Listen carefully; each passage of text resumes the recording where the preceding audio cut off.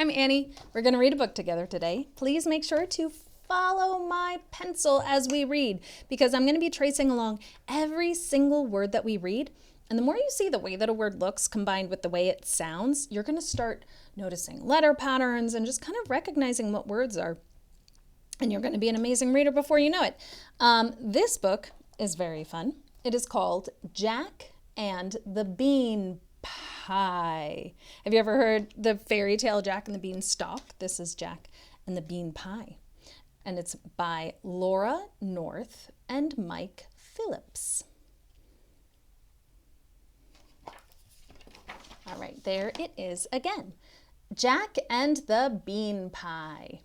He has a little cart and it says, "Bean pies for sale." All right. Let's see. Once upon a time, a boy named Jack lived in a tiny house with his mother.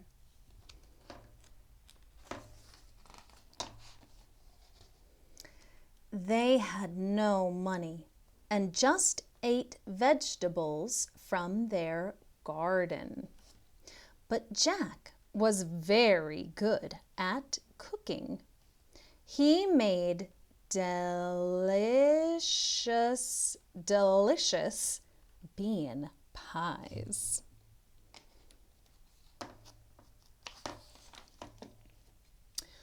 One day, he took the pies to the market to sell.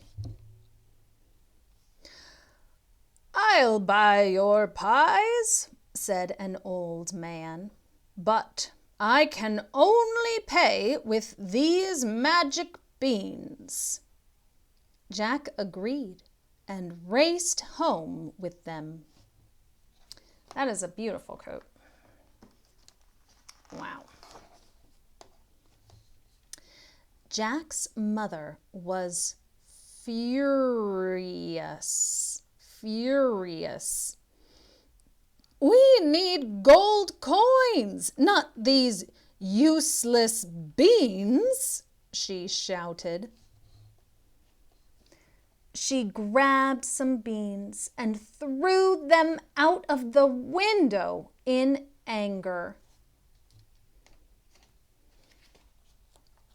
He's like, "No!" They are very colorful, fancy-looking beans. The cat's very not sure what's happening. The next day, there was a huge beanstalk in the garden. The beans were magic after all. Whoa. Can you imagine how, he is up very high. "I wonder what's at the top," thought Jack. He started to climb up and up into the clouds until, did you get that up? Because it was here and then it was here again. Make sure you're paying attention. He found another world. Whoa. There were enormous flowers the size of trees. He saw a bee the size of a horse. My goodness. Then a voice boomed, "Fee, fi, fo, fum." "What's that?" thought Jack. The voice got louder. "Fee, fi, fo, fum. I smell the blood of an Englishman." It kind of rhymes. Minglishman. You just gotta go with it sometimes.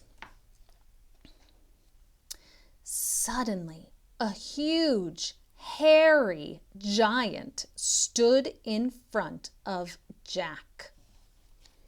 He picked up Jack in one hand. "Got you," the giant growled. Jack was terrified. Don't worry, it's going to be okay.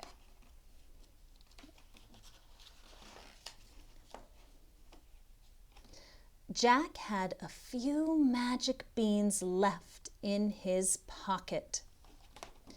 He threw them at the giant and hoped they were still magic. Pew! Yum, yum, yum. Yum, said the giant. I love beans. They taste much better than humans. He's just hungry. He just wants to, oh no, what's happening? Then the giant started to cry.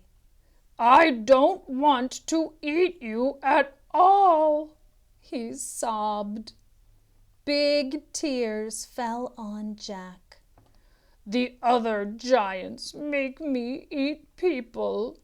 What can I do? Poor giant. Do you think Jack will help him? I bet Jack's gonna help him. He seems like a nice guy. Jack felt sorry for the giant. I've got an idea, he said. I can cook great pies. Let's tell the other giants they are human pies. But really, fill them with beans.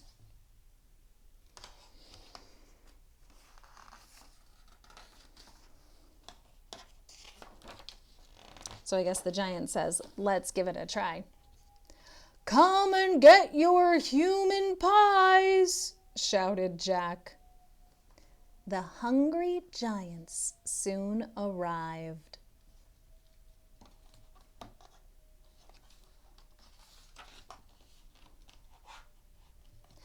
As the giants gobbled up the pies, Jack bravely jumped up. Surprise! The pies are full of beans, not people, he said. But this is the best pie I've ever had, roared one giant. More bean pies, they shouted. Jack must be a very good cook. I wonder what kind of like spices and flavorings are in these bean pies. The pies were so tasty that the giants forgot about eating people. Soon, Jack became rich and famous from his bean pies. The giants never tried to eat humans again. Oh, look, the first giant, he's like the waiter at the pie cafe. Very cute. I like that. I think Jack really solved that problem in a very nice way. And it turned out really well for him. And the giants. Like, how wonderful. Everyone won at the end of that, which is a really nice vibe. All right, if you liked that, I'm going to see if I can find this somewhere and put some links down below. I got this from my library, but I always like, retellings of traditional stories. So if you like this, definitely try to find it somewhere and get a clicky pencil. Have a grown-up help you take all the lead out so you don't want to draw all over your book. And use your pencil just like I do to read, because this little teeny point in a pencil is just right for really tracing along every single sound that you're reading, okay? I'm not using my finger because my finger is fat and I'm just looking at words. I'm not looking at words. I'm looking at sounds in the words and the letters, okay? And if you practice reading like that, if you see someone read like that a few times a day and then you read like that a few times a day, holy moly, it's going to be amazing. All right. I hope you enjoyed that. Go make some bean pies and I don't know. I'll see you soon.